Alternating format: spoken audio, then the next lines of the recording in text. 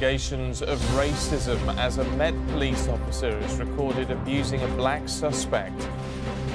Hopes the fuel queues will shrink as the government issues new advice. Tens of thousands of children suffering after breathing their parents' second-hand smoke.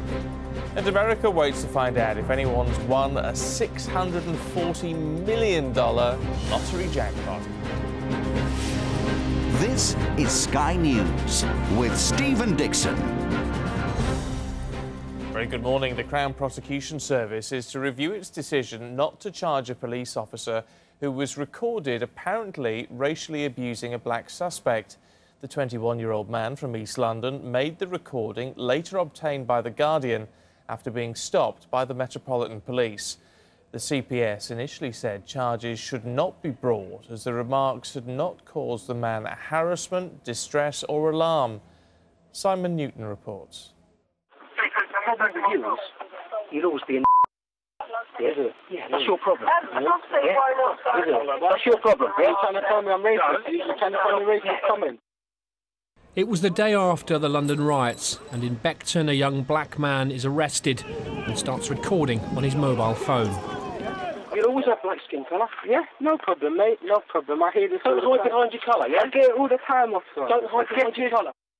The 21-year-old was arrested on suspicion of driving under the influence of drugs. Once at the station, he accuses police of trying to strangle him. You did strangle me, yeah? Don't worry, bro. Why did you strangle me? Why did you strangle me? Nathan John runs a youth charity. What did I do to you for you to strangle me? In that part, it's just not on. He believes police racism, although rare, still exists. I think incidents like this occur more often than we'd like to, believe. And unfortunately, I do hear young people from time to time tell me stories of physical abuse and verbal abuse that they suffer from police. But, it's very disappointing and it shouldn't be happening, not in this day and age.